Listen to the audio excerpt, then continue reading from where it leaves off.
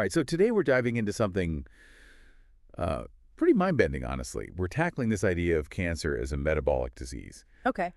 And I gotta say, the stuff you sent over really, just totally shifted how I think about cancer. Yeah, it's definitely a different way of looking at it for sure. Yeah, for sure. I mean, everyone always talks about, the gene theory, right? Right. Cancer is just cells going haywire because of, messed up DNA. Yeah, mutations, basically. Exactly. But the book you've been digging into, Cancer as a Metabolic Disease by Thomas Seyfried, Yeah. he's like, whoa, hold up. What if those genetic glitches are more like a symptom than the actual cause? Interesting. And instead, he's pointing to something way more basic, how cells make energy. That's the core of his argument, yeah. He's saying cancer is primarily a disease of energy production, specifically problems with the mitochondria. Mitochondria, those little powerhouses inside every cell, right? That- And this isn't some totally out there idea either. We've known about the Warburg effect for a century almost. You know how cancer cells prefer this less efficient way of making energy? Right, even when there's plenty of oxygen around, they opt for fermentation instead of respiration. It's like they're choosing the gas guzzler over the electric car, even though there's a charging station right there. Yeah, it's a bit of a head-scratcher, for sure. So why are we just now starting to question this whole gene-centric view? Well, I think it's partly because the gene theory has had some successes. I mean, it's led to some advancements in treatment, but maybe we need to consider if we've become too fixated on genes. Maybe it's like tunnel vision, preventing us from seeing the bigger picture. Yeah, that's a good point. Okay, so let's back up a sec. Remind me, how do cells make energy anyway? What are the main ways? Sure. So there's respiration, which happens in the mitochondria and uses oxygen efficiently. Right. And then there's fermentation, which doesn't need oxygen, but is way less efficient. So Seyfried's saying cancer cells are basically going for the less efficient option, even though oxygen is available. Why would they do that? His argument is that their mitochondria are damaged. Oh. So they can't do that efficient respiration thing. It's like if your city's power grid goes down, you got to rely on backup generators, even if they're not as good. Gotcha. So damaged mitochondria are like the root of all this metabolic chaos.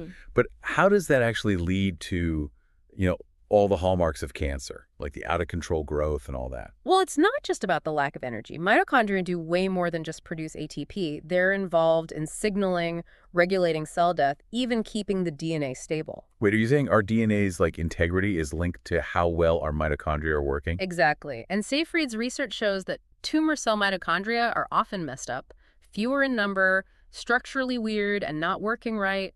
It's like trying to run a complex machine with missing parts and bad wiring. Okay, I'm starting to see the connections here. Faulty mitochondria, energy crisis, and then the whole cell goes haywire. But what about the genes? If it's not primarily about mutations, why do we see so many genetic changes in cancer cells? That's where the retrograde response comes in. You're Because right. when mitochondria are struggling, they send out distress signals to the nucleus, the cell's control center. So it's like a metabolic SOS. Exactly. And this retrograde response causes a bunch of changes. A shift towards fermentation, and this is important, an increase in genomic instability. The cell's DNA becomes more prone to errors, and those errors can pile up, leading to the mutations we see in cancer. So the mutations might be a result of the metabolic problems, not the cause. That's the heart of Seyfried's argument. It's a pretty big shift in how we think about cancer. Totally. It really challenges the idea that cancer is purely genetic. And this has huge implications for treatment. If we could fix the energy problem at the cellular level, could we potentially reverse the whole thing? That's the big question driving a lot of research right now. And we'll get into the treatment possibilities in a bit. Okay. But first, I think we should talk about how this metabolic view challenges the idea of cancer as an evolutionary process. You know, that whole survival of the fittest cell concept? Oh, yeah, mutations give some cells an advantage and they take over. Exactly. But Seyfried says tumor cells might not be as adaptable as we think, especially when it comes to dealing with metabolic stress. Whoa, okay, now I'm really intrigued. Let's unpack that evolutionary angle next. So we were talking about this idea of cancer as like a Darwinian process, right? Survival of the fittest cell. Right, yeah. Where mutations give certain cells a leg up and they just kind of take over. That's the dominant view. But Seyfried's like, hold on a sec. He thinks tumor cells might actually be less adaptable, especially when it comes to energy stress. Really? Huh. I always figured cancer cells were like the ultimate survivors. They're outsmarting the body's defenses at every turn. Yeah, that's the common perception. But Seyfried points to this fascinating research that kind of flips that on its head. Okay. There were these studies where they took the nucleus of a tumor cell, the part with all the DNA, Yeah. and they stuck it into a healthy egg cell, one with normal mitochondria. So they basically gave the tumor cell's brain like a brand new body. Yeah, you could say that. And the crazy thing is these hybrid cells often develop totally normally, no tumors. Whoa, so the tumor-forming ability wasn't just because of the messed up genes in the nucleus. It points back to the mitochondria, right? Exactly. It suggests that a healthy metabolic environment, provided by those functioning mitochondria, can actually override the genetic predisposition to cancer. That's pretty wild. It really Mhm. challenges how we think about cancer developing. Yeah. But if these faulty mitochondria are so important, why haven't we focused on them more in research and treatment? It's a good question. I think historically there's been such a huge emphasis on the nucleus, mapping the human genome, finding cancer-causing genes. And while those things are definitely important, maybe the role of mitochondria got overshadowed a bit. It's like we were so busy reading the instruction manual, we forgot to check if the factory had power. Haha, I like that. And that's why Seyfried's work is so crucial. He's pushing us to look beyond just the genes and consider the whole energy landscape of the cell. Yeah, this is fascinating stuff. But let's get practical for a sec. How does this metabolic view actually change treatment strategies? Well, one of the most talked about approaches is the ketogenic diet, or KD. Oh, yeah, the high-fat, low-carb one. That's the one. The basic idea is that by cutting way back on glucose, you force the body to burn fat for fuel. And that basically starves the cancer cells. Interesting. Because cancer cells love glucose, right? Yeah, they gobble it up. But healthy cells can adapt and use ketone bodies, which are made from fat breakdown. So it's like giving the good guys a gourmet meal and the bad guys are stuck with junk food. Uh-huh. Yeah, something like that. The KD tries to create an environment where healthy cells have the advantage and cancer cells struggle. And Seyfried is a big fan of this approach. He is. He sees it as a foundational therapy, a way to make things tough for cancer cells while boosting the body's own defenses. But isn't the keto diet, like, super hard to stick to? It can be tough at first. It's a big change in eating habits, but there's a lot of support out there to help people adapt. And for some people, the potential benefits might outweigh the challenges. For sure. Especially if you can target cancer without all the nasty side effects of chemo and stuff. Right. Now we need more research to really confirm how well it works in humans. But the KD is definitely a promising avenue for exploring how we can manipulate cancer cell metabolism. So the KD is about shifting the whole metabolic landscape. But are there other ways to attack cancer cells through their metabolism? Absolutely.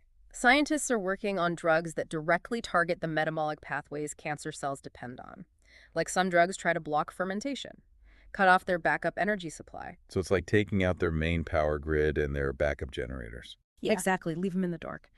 This approach of combining diet with targeted therapies is a really exciting area of research. It could lead to more personalized and effective treatments. It all sounds super promising, but I bet there are people who aren't buying into this whole metabolic theory. What kind of pushback has Seyfried gotten? Well, not everyone's convinced that it explains everything about cancer. Some people argue that mitochondrial dysfunction might contribute, but it can't account for all the genetic mutations we see. So they're saying it's not an either a thing, like both genes and metabolism are involved. Right. And that's a fair point. Seyfried's work has really shaken things up in the cancer world. He's challenging the status quo and forcing people to reconsider the fundamental nature of the disease. And that's a good thing. Yeah, it's like shaking up the snow globe and seeing how everything settles in a new pattern. Exactly. And, thinking about all this from a philosophical perspective, it really raises some deep questions. Like, how does this metabolic view of cancer change how we understand disease? How do our genes and our environment interact? Does it change how you think about cause and effect? The balance between order and chaos in the human body? These are all things worth pondering. Yeah, for sure. This deep dive is just the beginning of the conversation. Now, before we wrap up, there's one more piece of the puzzle we need to address. We've talked about the strengths of the metabolic theory, but it's also faced its fair share of criticism and controversy. And it's important to take a look at those too. Okay, so we've really gone deep on this metabolic theory of cancer. Yeah, But like with any big new idea, there are always going to be folks who aren't quite convinced. of course. What are some of the main criticisms or like pushback Seyfried's work has gotten. Well, one of the big ones is how the metabolic theory explains metastasis. Ah, yeah, metastasis. You know how cancer spreads to different parts of the body? Right. That's what often makes cancer so dangerous and hard to treat. Exactly. And some critics say Seyfried's model doesn't really address why certain cancers tend to spread to specific organs. Like, why does breast cancer often go to the bones, lungs, or liver? Yeah, that's a good point. So Seyfried tries to address this by saying metastasis isn't totally random. He thinks it's influenced by the metabolic microenvironment of different tissues. Like some organs might just be more welcoming to cancer cells based on what nutrients they have or their overall metabolic profile. So it's kind of like how different cities attract different types of tourists. Yeah, Like a beach town is going to draw sunbathers, while a foodie city is going to attract people who love to eat. exactly. Seyfried's suggesting that certain tissues might have a metabolic signature that makes them more vulnerable to specific types of cancer cells. But this part of his theory still needs a lot more research to really flesh it out. Makes sense. Sure. Metastasis is super complex. It really is. Okay, what about the keto diet? We talked about it as a possible treatment, Right. but are there concerns about how effective it really is? Definitely. There's been some promising research in animals showing that the keto diet can slow tumor growth, Okay. but the evidence in humans isn't as strong yet. Some people with cancer have reported positive results, but we need those big randomized controlled trials to really know for sure if it works as a standalone cancer treatment. So the keto diet is interesting, but it's not a magic bullet. Definitely not. And it's important to say people shouldn't ditch conventional treatments and just go keto without talking to their doctor. Absolutely. Any new treatment should be discussed with a medical professional. Right. And this brings up a bigger point about the whole metabolic theory of cancer. It's not about throwing out the gene theory or all the progress we've made in genetics. Right. It's not an either situation. It's about expanding our understanding, Yeah. adding new layers and looking at the whole picture. Exactly. Seyfried himself acknowledges that genetic mutations can happen because of metabolic problems, and then those mutations make the cancer worse. It's a complex dance between our genes and our environment. Between the instructions in our DNA and the fuel that runs our cells. Yeah, a really intricate interplay. So maybe the biggest takeaway from Seyfried's work is that we need a more holistic approach to cancer in research and treatment. Totally. We need to consider both the genetic and the metabolic sides of things. And that might lead to new and better therapies, whether it's diet, drugs that target specific metabolic pathways, or a combination of approaches. Yeah, possibilities are really exciting. So for all our listeners out there, especially those who love to ponder the big questions, I think this deep dive has uncovered something really profound. It shows how interconnected everything is, this intricate web of relationships that governs life on every level. It reminds us that we can't just focus on one thing in isolation, like just genes or just metabolism, and expect to have all the answers. Yeah, the world is messy and complex and full of surprises. And that's what makes it so fascinating. To make progress in any field, we need to be willing to question, challenge the dogma, and be open to new ideas. Whether it's science, philosophy, or anything else. So keep questioning, keep exploring, and keep that curiosity burning bright. This deep dive might be over for now, but the conversation's just getting started.